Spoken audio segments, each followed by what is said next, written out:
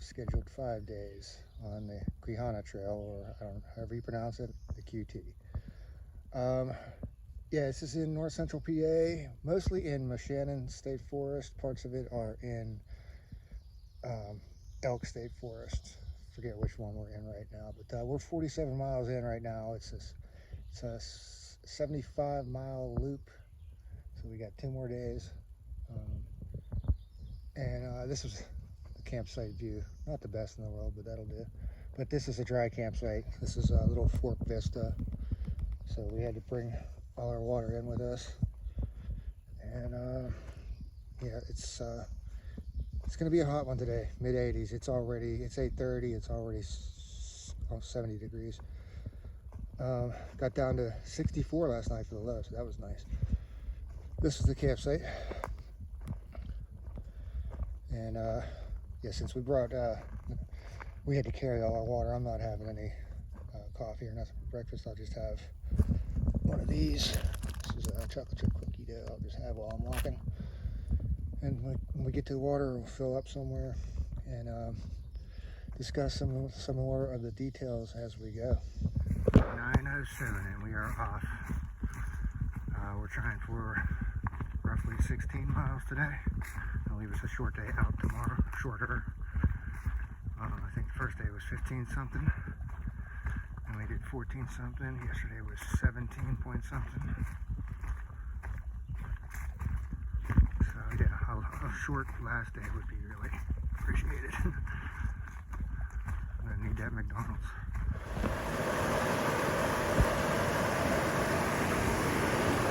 Some nice rapids down there too. That's pretty cool.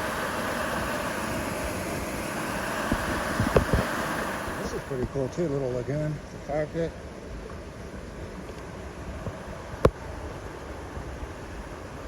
Water's pretty deep.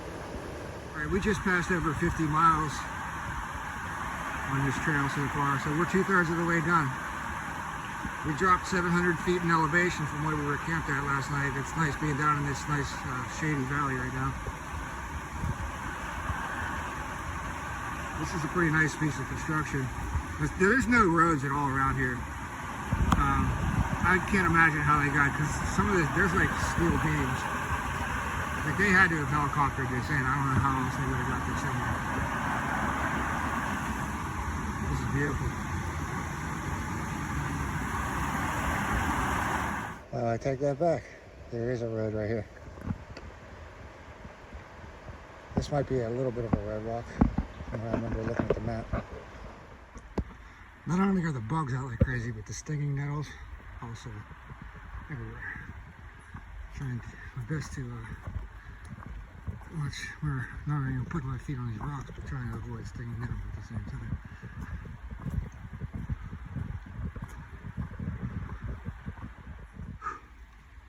Getting to work out now. The stinging nettle as far as you can see. All covering the entire mountainside. Just pretty much finished the climb up through Porcupine Draft. It was about 2 miles. The topo maps were very deceiving because it just looked like a gradual 2 miles. It kept getting steeper and steeper the higher up we went.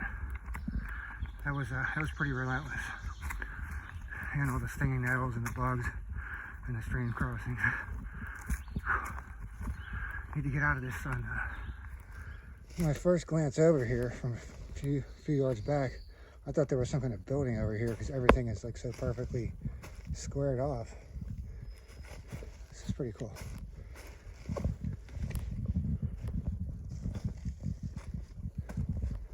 Oh, temperature's great down in here too.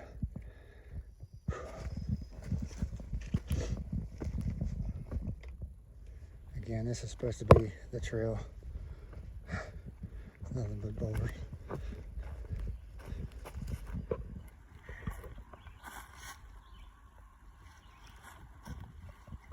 Alright, it's 2 o'clock. We are at just about 2,100 feet of elevation right now. And 9 miles in on the day. I'm pretty sure that this is the Dibble Run Vista. So we're stopping here for lunch. And my stomach's rumbling just thinking about it. our next thing, as soon as we leave here, is we're going straight down into the valley. That's what it looked like on the top of the map anyways. So I want to go have me some lunch. I think I might have some Spam. Changed my mind. I forgot I had this in my pack for today. I never tried them. They were on sale, so I just picked them up. Another chocolate chip cookie dough meal for today. This is not as many calories, 290. This thing wasn't too bad. If they have a peanut butter and chocolate, I think it would be the bomb. I was looking on the back, and this is made in good old Oakmont, PA. And we just climbed straight down from that overlook to the bottom of the valley. No shortcuts. I must have stepped on that. Anyways, I believe this is Deep Run over here to my right. So there's a sign saying 3/10 of a mile to Mix Run, which I believe is a little bit of a bigger creek. And I got a song of the day. I'm gonna go Warren G featuring Nate Dogg, Regulate. Pretty sure that's the name of that one. With the Parliament Mothership Connection, Let Me Ride part. And I believe the main, I have to double check on this, but I think the main verse music is lifted from Isley Brothers, Between the Sheets. I'm pretty sure this is this is Mix Run. And this is what I was wondering, is like, how do they get these steel beams in here? There's no rows or anything in here. You're not pulling this stuff in on horses or ATVs. Okay, there's another rattlesnake. I got way too close before I saw him. This one didn't give me any warning. The trail's right here. There's the snake. Oh shit. Unfortunately, it looks like we can get around on some of these logs.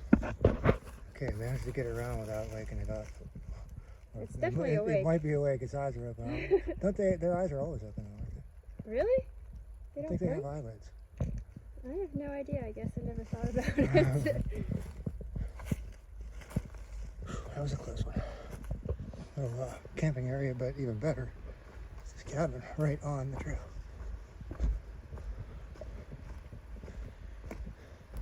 How you doing? That is a sweet cabin.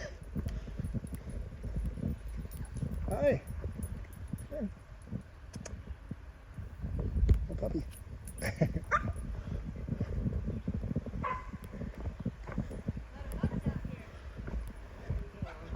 It is 6 o'clock. We got Haystack Mountain up to the left. That's Haystack Hollow down there. We were just down there, and the trail's been sending us back up. We're closing in on 16 miles, and we're gonna have to get back down into the valley to even get to Medic's Run, where we're trying to camp at. So we might have a little ways to go. Here's a little bit of a view through the valley. We're still on Haystack Mountain. We still haven't even completely made the turn. Oh man, this is a long one. All right, 6:30, 16.8 miles. We still haven't even crossed the Quehanna Highway. We just did a little bit of a nice easy section of a little logging road or something. And now we're going back into the woods. All right, we're crossing the Quehanna Highway again. And then this should be Medic's Run, I believe, which hopefully we'll be camping by very shortly. All right, 7:15. We're still looking for a campsite. 18.5 miles so far. And yeah, this trail's just been sending us back up onto the mountain, back down. Man, this is a tough one. All right, it is 8 o'clock.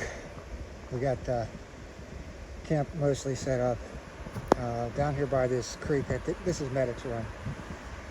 And we did 19.4 miles, I think, today.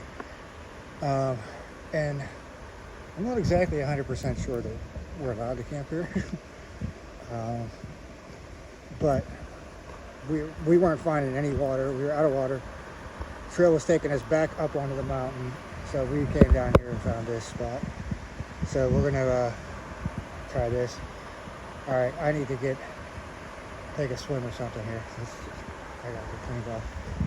I forgot, while I still got daylight, I wanted to show these two gear failures I had. I don't know if you call them particularly failures, but my Evernew, my dirty water bag, 2-liter bag, it's split right up here, right where the two pieces come together, where the nozzle part comes into the bag. It split on me today, so the bag is kind of useless now. It was a good bag. I'm not knocking the bag at all. I mean, I really put a lot of pressure on that bag, but much better than the Sawyer bags. Becky has the Sawyer bag, and she pumped 2 holes in hers today, or 2 days ago. So yeah, I don't use the Sawyer bags.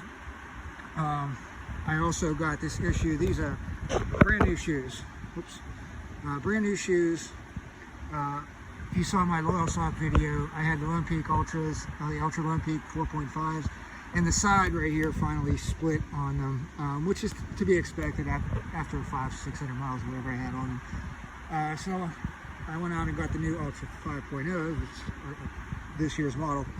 They were supposed to have this piece that blew out on me is supposed to be reinforced now, and the toe cap is sewn on, not only glued but sewn on, because people were complaining that they were coming off. So they sewed it on, but they should have really put epoxy or some super glue or something over, because 30 miles into this trip, this was all coming undone, all the threading. So I'm going to take it back to REI. Maybe I just got a bad batch. I'm not knocking the shoes at all yet. Just that maybe they should have done something different with that, other than just the sewing on part. Becky also had an interesting story too from the trip. Is she had 2 nights ago, she had a chipmunk get into chew its way into her brand new tent to get to the beef jerky that was in her her shoulder strap, and chewed through the shoulder strap of her pack to get that beef jerky. So yeah, that's not good. All right, I gotta get to this before it gets too dark. There's another interesting thing I wanted to show real quick while I still got daylight. Is I'd show you on my good map, but it's I think it's like a copyrighted map. This is the free ones you get at the park. If you can see this area right here, this is the Moshannon State Forest. This whole map. This area right here we were in completely yesterday. This is the Quehanna Wild area, and if you notice, it's got like a circular shape. It's actually a 16-sided polygon, and the story with it is that the U.S. Air Force owned that area in the 1950s, and they were testing nuclear jet engines. And so there was actually a nuclear reactor within the middle here too somewhere, but right in the middle they would strap down the engines and they would test them. They would just let them run all day. And this fenced in area right here was supposed to be the calculated distance that they would go if they got loose from their moorings. So yeah, just kind of an interesting thing. Some of the bunkers are still there, and I think you can still get into some of them and check them out, but I don't know. Here is camp in the morning of the last day. 6:30. I'm trying to get out of here by 8.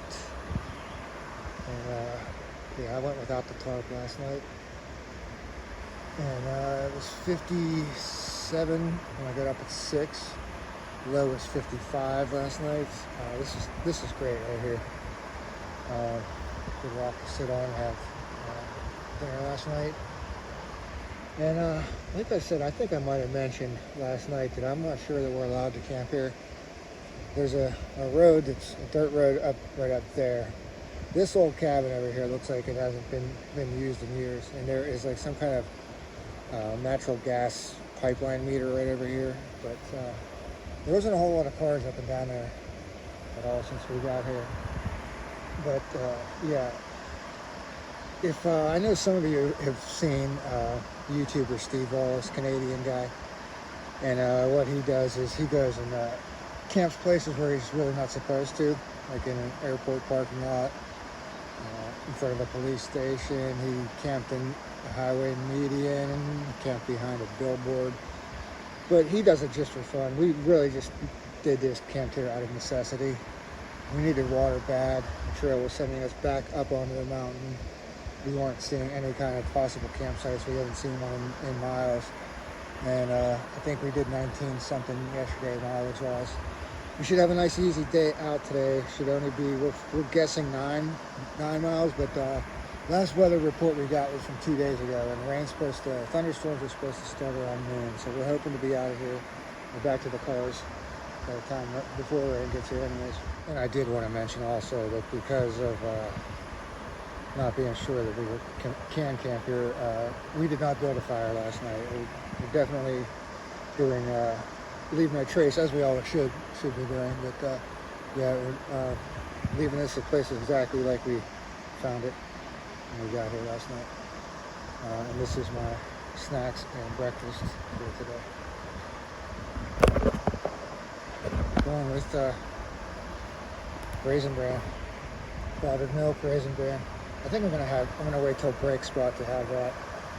And my snacks, leftover beef jerky, Spam, sunflower seeds, and gummy bears.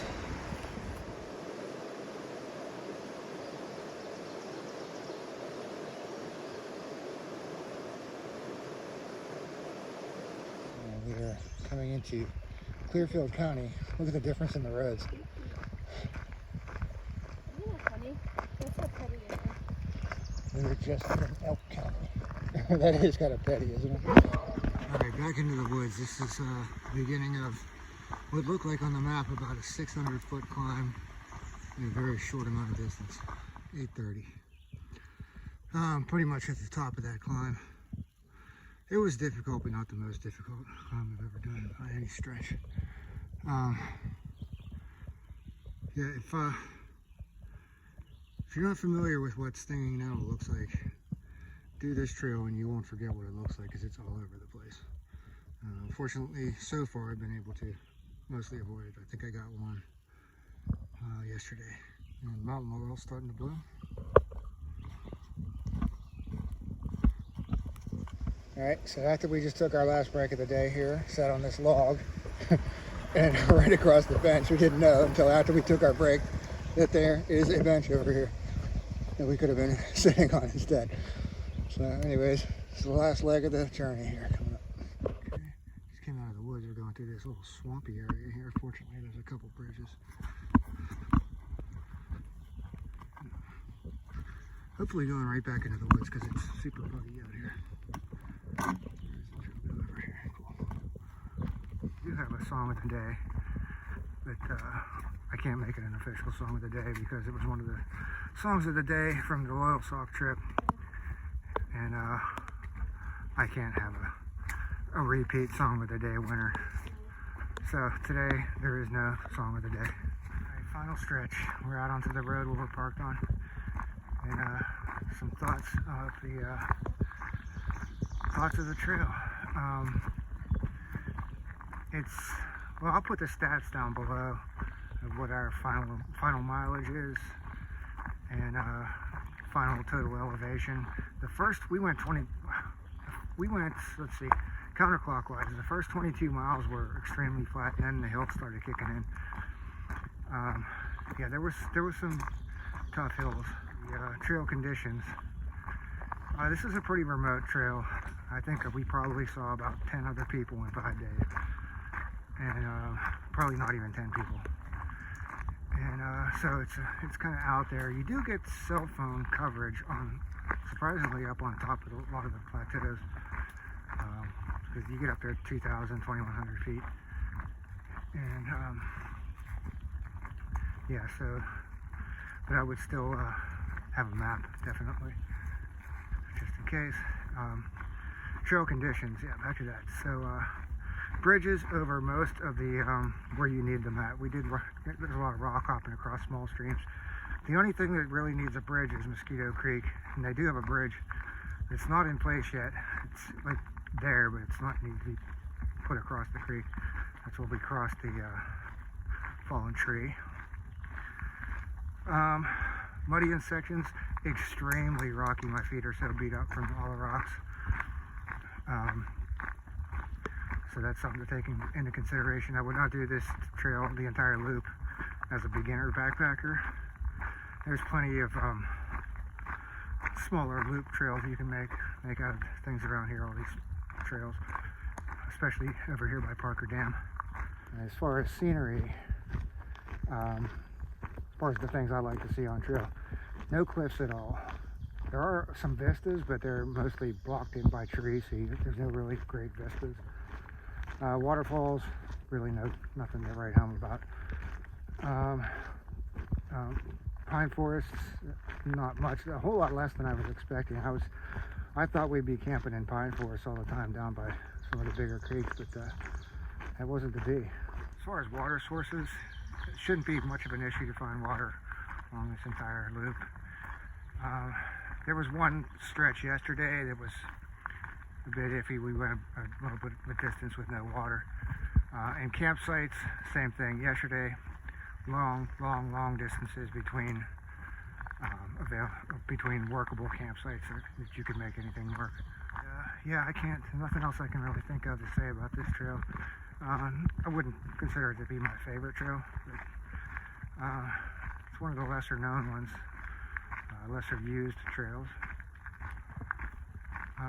So yeah, if you need a new trail to do, come out and check out this one, the QT in Quehanna State Forest. Now, I'll put a screenshot of